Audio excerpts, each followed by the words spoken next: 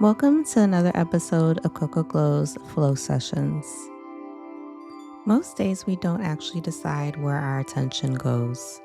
It just gets spent, quietly, automatically, on whatever is closest, loudest, or easiest in the moment. And it usually doesn't register as anything at all. It feels normal. You open your phone without thinking. You drift while someone's talking. You scroll because you're tired and you don't want to sit with that feeling yet. And again, none of that makes you careless or unaware. It just shows how most of us have learned to move through the day. But over time, it adds up in ways that are easy to miss.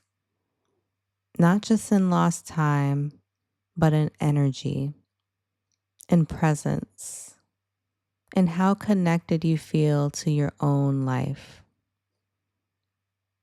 Attention is one of the few things you give away without ever really tracking the cost. There's no clear moment where you realize you've overspent. You usually feel it later in that low-grade exhaustion or the sense that the day went by quickly but you didn't quite feel connected to it. Like you were busy but not actually there. A lot of us are thoughtful about our boundaries. We think about what we commit to, what we say yes to, and how much we reasonably handle.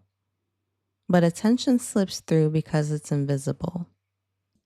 And because we've been programmed, slowly and subtly, to live in constant stimulation without really questioning it.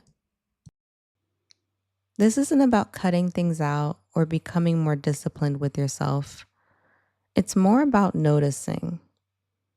Noticing where your attention tends to go when you're tired, or when you're avoiding something quieter, or when you don't really know what you need, but you know you don't want to feel this. What you give your attention to shapes the tone of your inner world.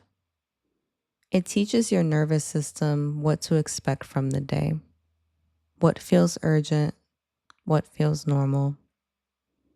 And when your attention is constantly pulled outward, it becomes harder to hear yourself clearly, harder to stay with a thought or a feeling long enough to understand it. Protecting your attention isn't about control. It's about care. It's about recognizing that how you spend your focus has a real impact on how supported you feel in your own life. Sometimes the shift is very small. It's just noticing how something feels after you've given it your attention. Whether it leaves you steadier or more scattered. That awareness alone changes the way you spend it. So let's pause here for a moment. Let your attention come back to you without needing to do anything else with it. Thank you for listening, and I'll see you in the next one.